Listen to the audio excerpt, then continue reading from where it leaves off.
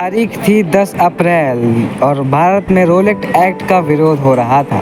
नमस्कार, मैं यशराज शर्मा बिना किसी भूमिका के सीधे बात पर आता हूं और आज के इस वीडियो में हम बात करेंगे जलियांवाला बाग हत्याकांड की कि किस तरह जनरल डायर के एक आदेश ने कितने भारतीयों की जान ली।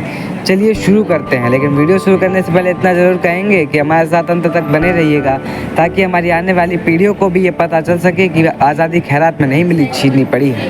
शुरू करते हैं। 10 अप्रैल को पूरे भारत से रोल एक्ट के प्रति विरोध जता रहे थे लोग। अगर आपने हमारा पुराना वीडियो देखा होगा तो आपको रोल एक्ट के बारे में अच्छी खासी जानकारी होगी।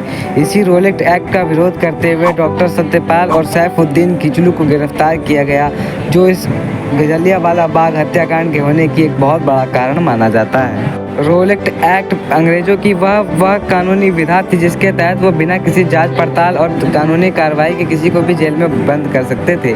इसी के विरोध में सत्यपाल और सैफुद्दीन किचलू को गिरफ्तार किया गया था। पहले से ही भड़की हुई जनता में इस घटना को होते ही आक्रोश जाग गया और अंग्रेजों के खिलाफ विरोध दर्ज कर दिया पूरे भारत में। 13 अप्रैल को बैसाखी भी थी, जो पंजाबियों में एक बहुत ही महत्वपूर्ण त्यौहार माना जाता है। इन दोनों की गिरफ्तारी के बाद जनता ने पहले तो तूफान के पहले वाली शांति साध ली और 13 अप्रैल को विरोध दर्ज करने के लिए वह दिन चुना।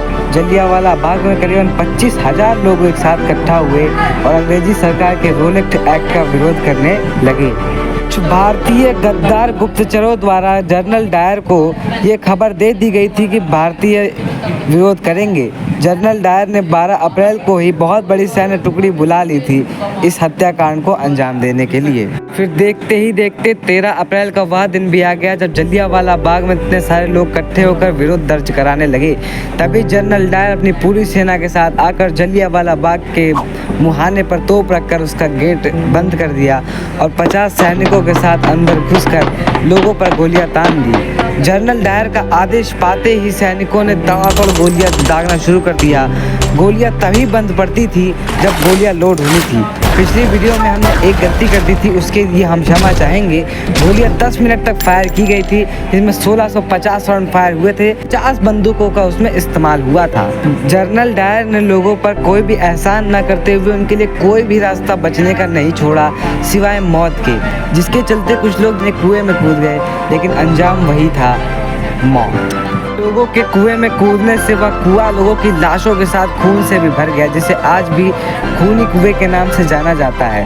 इस हत्याकांड के बाद अंग्रेजी सरकार ने आंकड़े जारी तो किए और वो 319 लोगों की मौत के थे, लेकिन सब जानते हैं कि असलियत में उस दिन 13 अप्रैल को हजारों भारतीयों ने अपनी जान जलियांवाला बाग में दी थी। एक औपचारिक जांच के लिए अंग्रेजी सरकार ने एक कमेटी बनाई जिसके हेड माइकल ऑफवेयर थे।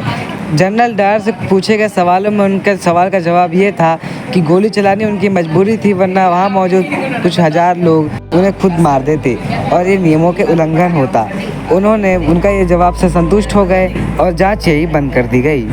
उस दिन जलियांवाला बाग में सरदार उधम सिंह भी मौजूद थे। ये उनके खुशकिस्मती थी कि इतनी गोलियां चलने के बाद भी वह जिंदा बच गए, पर उन्होंने मन ही मन ठान लिया था कि वह इस घटना में दोषी पाए जाने वाले किसी भी व्यक्ति को जिंदा नहीं छोड़ेंगे। हालांकि जनरल डायर की मृत्यु 1927 में किसी वजह से हो गई थी, पर उस जांच कमेटी के हेड माइकल अभी भी जिंदा थे। सरदार उधम सिंह ने कई बार बढ़ई का और कई बार ब्रिटेन जाकर रेस्टोरेंट में काम किया ताकि वह पिस्टल के पैसे जमा कर सके, और इतना करने में उन्हें 21 साल लग गए। फिर 1940 का वह दिन भी आ गया जब माइकल उनके सामने थे।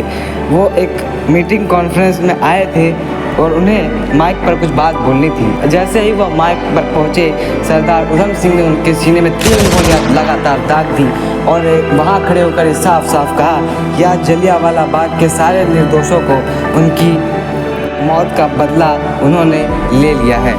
इसके बाद उन्हें 31 जुलाई 1940 को फांसी दे दी गई और यहीं एक क्रांतिकारी की मृत्यु हो गई। ऐसा भी कह सकते हैं कि अमर हो गए। हमारी आज़ादी की लड़ाई में एक महत्वपूर्ण भूमिका निभाने और भारत को आज़ाद कराने के लिए इनको शत शत नमन। जय हिंद, जय भारत, धन्यवाद।